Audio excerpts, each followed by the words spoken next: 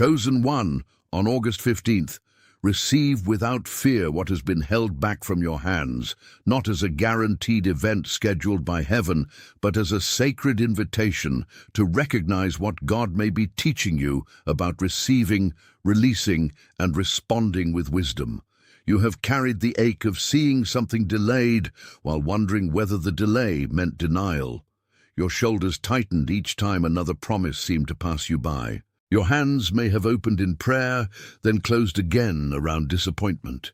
You may have whispered, "Maybe it is not for me," while something deeper in you kept asking why the waiting felt so personal. The date in this message is a marker for reflection, a point at which you can examine what has been retained, what has been protected, and what you are finally willing to receive without panic. You do not need to understand every hidden reason before taking the next honest step. You do not need to force an outcome to prove your faith. The hardest part may be sensing that something matters without knowing how to name the season. And that is why the call of the chosen. A 30-day journey can help you identify what you are living instead of interpreting every silence as abandonment. It offers a devotional path for recognizing the season, understanding what it may be forming, and approaching your next decision with faith and clarity. To access the ebook, go now to the top of the comments and click the link in the pinned comment. Let that invitation settle gently, because receiving begins when you stop confusing openness with desperation. What has been held back may not be lost, and what returns may require a calmer heart than the one that first asked for it. You know the cost of delayed receiving because your body has kept the record even when your mouth stopped explaining. You wake before the alarm and reach for your phone, already prepared for another message that does not come. The coffee cools beside your hand while you reread an old conversation, a work decision, or a prayer written months ago. In the car, you sit for a few extra minutes before entering the building because your thoughts are louder than the engine. At night, your jaw remains tight long after the room becomes quiet. You have learned how to function while carrying an invisible question. Why is this still being held back?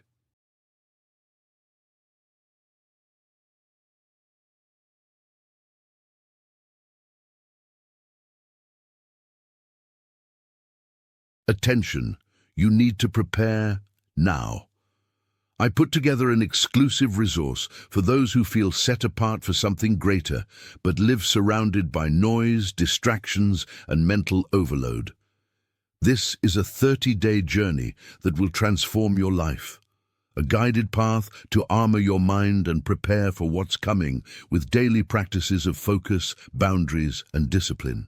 Stop negotiating with the noise. Learn to spot distractions before they control you, and strengthen your mind. Also available in an immersive audio version. Over 10 Zuru readers have already transformed their lives through the 30-day journey. Thousands of people have already started this transformation. People like you who are tired of living in the fog. Ordinary people who decided to stop accepting mental chaos. Take advantage of this limited time offer only this month. Access your link just below in the pinned comment. That question can follow you into meetings, meals, showers, and conversations with people who assume you are fine. Yet the message of August 15th is not permission to become obsessed with a date. It is permission to notice the difference between what has been withheld by circumstance, what has been delayed by wisdom, what has been blocked by fear, and what you may have been unable to receive because disappointment trained you to expect less. The heart can become so accustomed to guarding itself that even a good opportunity feels threatening. You may call that caution, but sometimes it is simply exhaustion wearing a careful face. God can meet you there without shaming you for needing time. The receiving you are being invited toward may begin in your breath, your honesty, and your willingness to stop pretending that delay has not affected you. This message does not promise that every withheld relationship, payment, opportunity, or answer will suddenly appear on one calendar date. It offers something more durable, a way to recognize what the season is asking of you. You may need to distinguish between receiving a gift and receiving a responsibility. You may need to understand that an open door still requires discernment, that a new opportunity can be good and yet poorly timed, and that a closed door can protect you without proving that you were forgotten. You may need courage to accept help, clarity to say no, patience to remain steady, or humility to begin again without demanding that the past explain itself first. The title places a command before you: receive without fear. That command is not asking you to accept everything placed in front of you. It is asking you to stop allowing fear to reject what wisdom, grace, and honest provision may be bringing into your life. Receiving without fear means checking the fruit of a decision, listening for peace that is not mere comfort, and allowing practical facts to stand beside spiritual hope. It means you can pray and still read the terms carefully. You can trust God and still ask questions. You can believe that something good may be forming without announcing that every desire has been guaranteed. The day becomes useful when it turns your attention inward, not when it pressures you to manufacture certainty. What was retained may be teaching you how to hold what returns with open hands and a responsible heart. Picture yourself in the kitchen before sunrise, standing barefoot against the cool floor, while a thin line of light gathers beneath the curtains. The cup in front of you is full, but you keep moving around it, checking the sink, opening the refrigerator, looking at a list you already know by heart.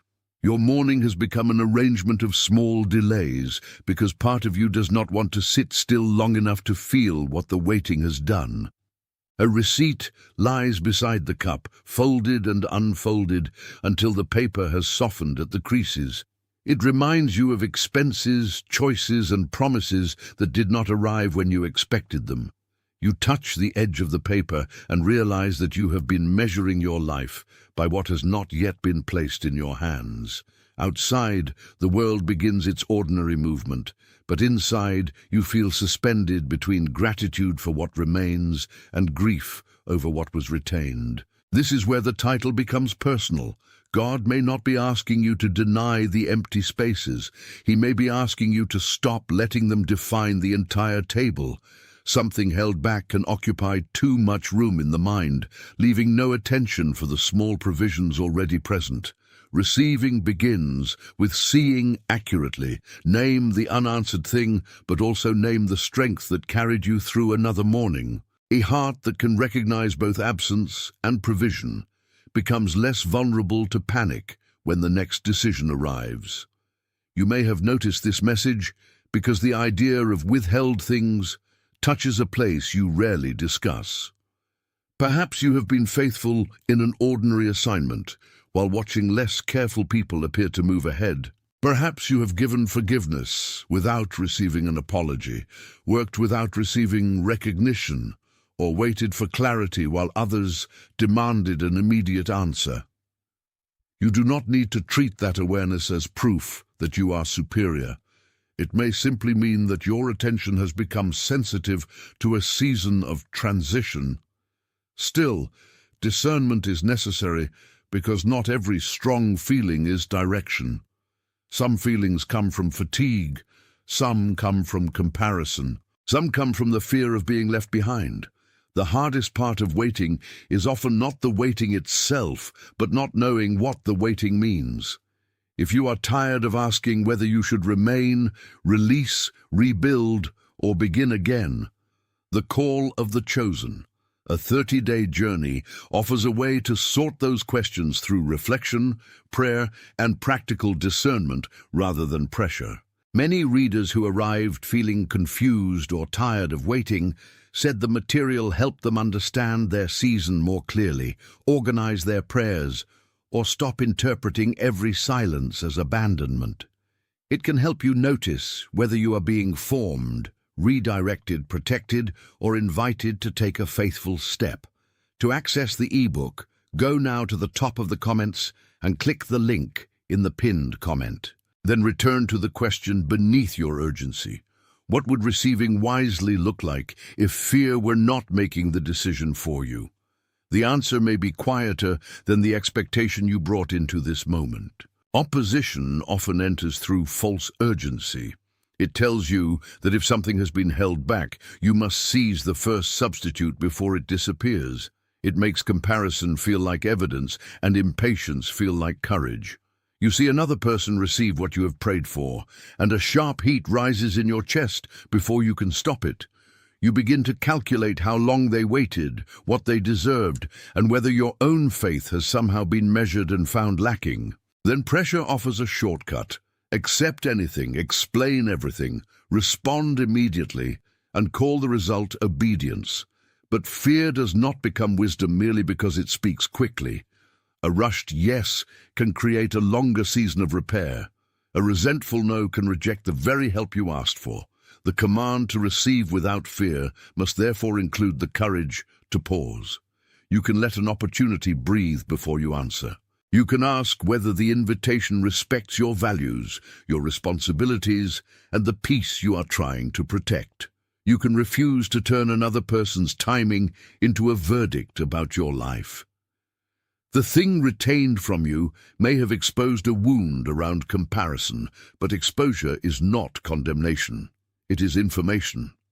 Once you recognize the pressure, you can choose a slower response and let truth have a voice before anxiety fills the room. Consider Hannah, who carried a longing that became part of her ordinary worship. Scripture does not present her waiting as a polished performance. It shows a woman whose soul was poured out honestly, whose lips moved while her voice could not be heard, and whose pain was misunderstood by someone standing near her.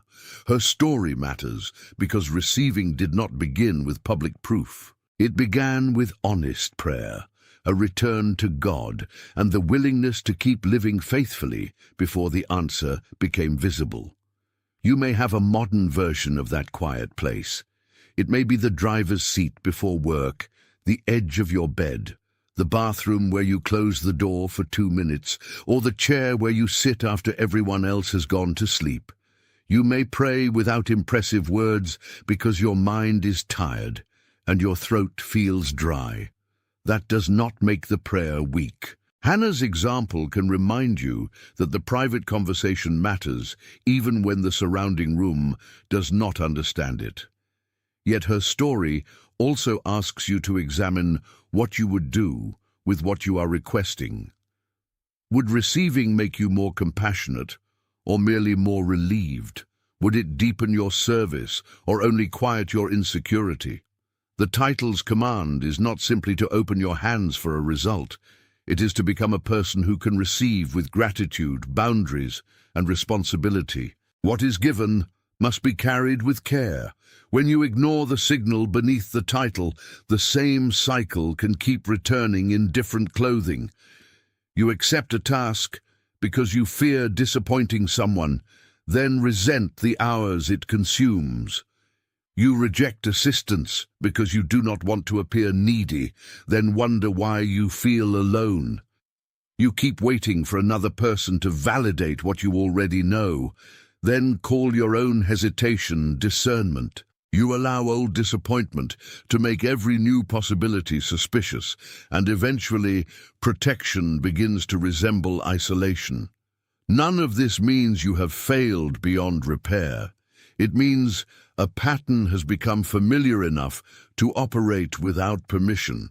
The cost is not only missed opportunities, it is the gradual loss of peace, the dulling of gratitude, and the weakening of your ability to recognize a healthy opening when it appears. You may become so committed to avoiding another wound that you also avoid the vulnerability required for growth. August 15th can serve as a deliberate checkpoint. Ask what has been retained, what has been preserved, and what has been postponed, because your character, resources, or understanding were still developing. Ask which losses deserve mourning and which absences have become excuses. Receiving without fear does not require pretending that every withheld thing was good for you.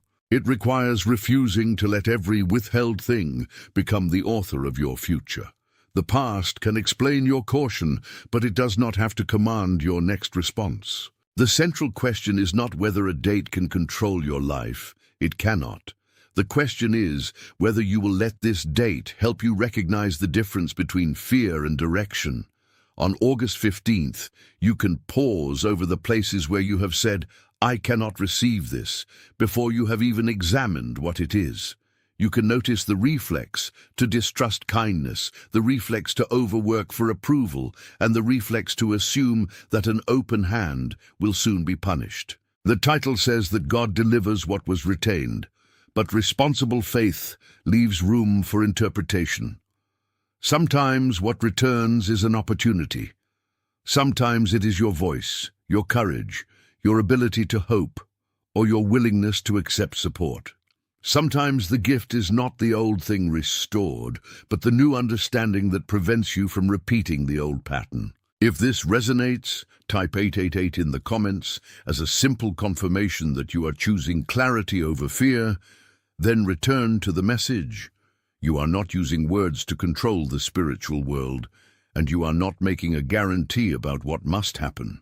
You are marking an inward decision to remain awake to what is truly being placed before you. Let the number be a small reminder, not a superstition. Let it point you back to the posture that matters, open, discerning, and unwilling to confuse panic with faith. The root may be deeper than impatience. You may have learned to equate receiving with owing, so every gift feels like a hidden contract. You may have learned that good news is followed by disappointment, so you reduce your expectations before anyone else can reduce them for you. You may have been praised for being strong until strength became the only identity you felt allowed to keep. Then when help appears, your hands hesitate because accepting it seems to threaten the story you built to survive. This pattern can operate quietly. You answer, "I am fine," while your body remains tired. You tell yourself that you do not need anything, though what you really mean is that you do not want to be disappointed again. You call emotional distance independence because the alternative feels too exposed. Recognition alone is not enough when the pattern has shaped your daily decisions, and that is where the call of the chosen, a 30-day journey, can become a practical companion for reflection, prayer, discernment, and identifying your next faithful step. It can help you examine whether fear is driving a decision, organize your thoughts before reacting, and approach a new season without either passivity or panic. The value is not in the object itself, but in the intentional use you make of its guidance. To access the ebook, go now to the top of the comments and click the link in the pinned comment. Then bring the same honesty to your inner life that you have brought to your waiting. You are not being blamed for the walls you built. You are being invited to decide which walls still protect you and which ones now keep grace outside. Your mind may understand that something good is possible, while your body reacts as though danger has already arrived. Your reasoning says, "This opportunity deserves consideration," but your stomach tightens and your breath becomes shallow. Your spirit may recognize a quiet invitation, yet your thoughts race through every way it could fail. These layers should not be confused. A bodily reaction is real, but it is not always a final verdict. A thought can be logical, but it may still be shaped by fear. Spiritual recognition should not require you to ignore facts, wise counsel, or the limits of your energy. You can sit with all three. Write down what you know, what you fear, and what you sense. The separation itself can lower the temperature of the decision. If the facts are unclear, gather information. If the fear is old, do not let it masquerade as prophecy. If the inward peace remains after honest examination, let it guide you gradually rather than turning it into a dramatic announcement. Receiving without fear is not the same as receiving without thought. It is receiving without allowing alarm to become the only interpreter. Your shoulders may not relax immediately, and that does not mean you are outside the path. Sometimes courage feels like a trembling hand that still chooses carefully. Give your body time to catch up with the truth your heart is learning. You can move slowly and still move faithfully. Your relationships and environments will also reveal how you receive. Notice who makes you feel pressured to prove gratitude, who becomes offended when you set a reasonable boundary, and who can celebrate your progress without making it about themselves. Not every person who offers something is safe, and discernment does not require suspicion toward everyone. It requires attention to patterns, consistency, and the fruit of contact. A healthy opportunity can survive a thoughtful question. A manipulative offer often demands immediate access to your time, money, loyalty, or silence. If someone insists that fear is the only reason you hesitate, you are allowed to step back and examine the situation. God's care does not need deception to accomplish its purpose. You may also need to examine the environment inside your own home. Are you constantly consuming voices that make you feel behind? Are you filling every quiet space so that no honest recognition can surface? Are you bringing the language of scarcity into conversations where gratitude and truth could coexist? Receiving what has been held back may involve changing who gets access to your attention. It may mean a shorter conversation, a clearer boundary, or a room where your mind is not required to defend itself. You are not rejecting love by rejecting confusion. You are not refusing provision by refusing manipulation. The open hand must be joined to a discerning heart, because generosity without wisdom can become another form of self-abandonment. Noise keeps the pattern alive by making every lesser urgency feel important. A message arrives and you answer before knowing what you want to say. A request comes and you rearrange your entire day because someone else's discomfort feels louder than your own conviction. You scroll through other people's progress until your own season appears empty by comparison. Fatigue then removes the patience needed to distinguish a genuine invitation from a distraction. Delay becomes especially difficult when you have no quiet place to interpret it.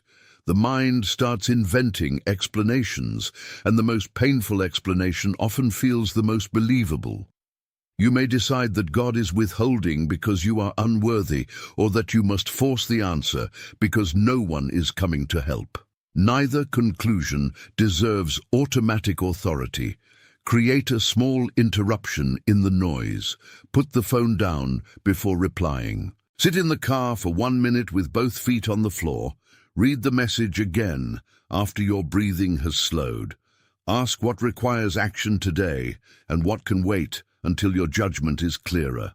This is not passivity. It is stewardship of attention. When you stop treating every demand as an emergency, you make room to recognize what has actually been placed in your care. The title's promise becomes less about sudden possession and more about prepared reception. You are learning to tell the difference between a door opening and a hand pulling you through it. A turning point comes when you stop negotiating with the truth connected to this message. You may have known for some time that fear has been deciding which blessings you can accept. You may have known that you keep asking for clarity while refusing every answer that requires change. You may have known that some delay was not punishment, but protection from an identity you were not ready to carry. Awareness can remain comfortable until it demands a decision. Then the room feels smaller, the old excuses become harder to repeat, and your hands pause over the familiar response. This is not a dramatic promise that everything changes immediately. It is a moment of integrity. You say, I will not call fear wisdom just because it sounds cautious. You say, I will not call pressure provision just because it arrives quickly. You say, I will receive what is healthy, examine what is offered, and release what does not belong to me. That decision may affect a conversation, a budget, a schedule, an application, or the way you respond to an apology. It may also affect how you speak to yourself when nothing visible has changed yet. The inward shift is not a substitute for practical action. It is the reason your practical action can become more honest. The date can remind you of this turning point, but your daily choices will give it substance. Imagine now a seed resting beneath dark soil. Stay with this one image because it explains what your eyes have struggled to understand. Beneath the surface, nothing looks impressive. There is no applause for the roots extending through hidden earth, no public sign that the shell has begun to soften, and no visible proof that the life inside is responding to the conditions around it. Yet hiddenness is not the same as inactivity. A seed can be receiving moisture while appearing still. It can be developing strength while no leaf has broken through. Your season may have felt like a buried thing, not because it was dead, but because its formation could not happen in the open. The title speaks of what was retained, and the soil shows how something can be held back while being prepared. This does not prove that every delay is secretly a blessing. Some delays come from injustice, poor decisions, or circumstances that require practical intervention. But the image gives you language for a possibility worth discerning. What seems inaccessible may be developing roots before it can be carried responsibly.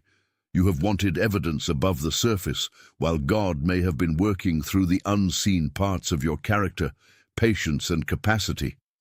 Do not despise the quiet ground. It may be teaching you how to receive life without demanding that it arrive fully grown. Inside the soil, the seed is not performing for anyone. It is not comparing its hidden progress with another seed placed in a different patch of earth. It is responding to what is available, sending roots toward nourishment, and allowing its outer shell to loosen in the right conditions. That process can feel like breaking before it becomes growth. You may have experienced a similar season. A familiar identity cracked. A dependable plan stopped working. A role that once made you feel secure began to feel too small. You interpreted the discomfort as loss, but some of it may have been the pressure of becoming able to carry more truth. Formation often removes the image you had of how receiving would look. You expected a clean arrival, but preparation brought humility, patience, and the admission that you could not control every condition. The hidden root does not need to see the whole garden to move in the right direction. It only needs enough nourishment for the next extension. This can help you resist the demand to understand your entire future before obeying today's clear responsibility. You do not need a complete map to stop lying, to set a boundary, to ask for help, or to return to a neglected practice.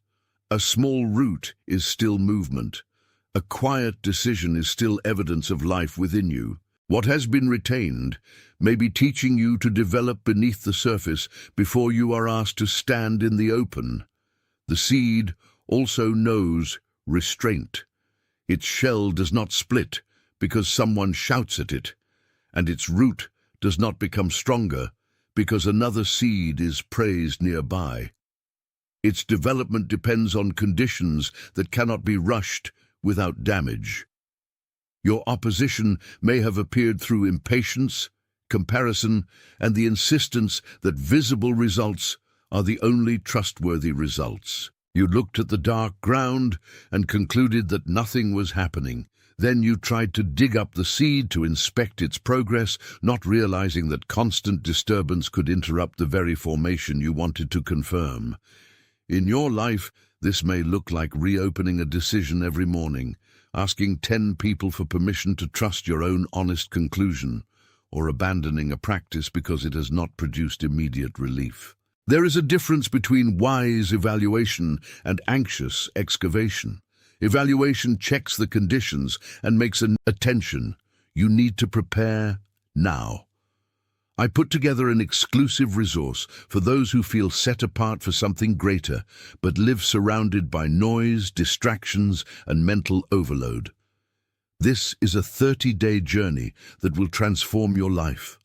A guided path to armor your mind and prepare for what's coming with daily practices of focus, boundaries, and discipline. Stop negotiating with the noise. Learn to spot distractions before they control you, and strengthen your mind. Also available in an immersive audio version. Over 10 Zuzazara readers have already transformed their lives through the 30-day journey. Thousands of people have already started this transformation. People like you who are tired of living in the fog. Ordinary people who decided to stop accepting mental chaos. Take advantage of this limited time offer only this month. Access your link just below in the pinned comment.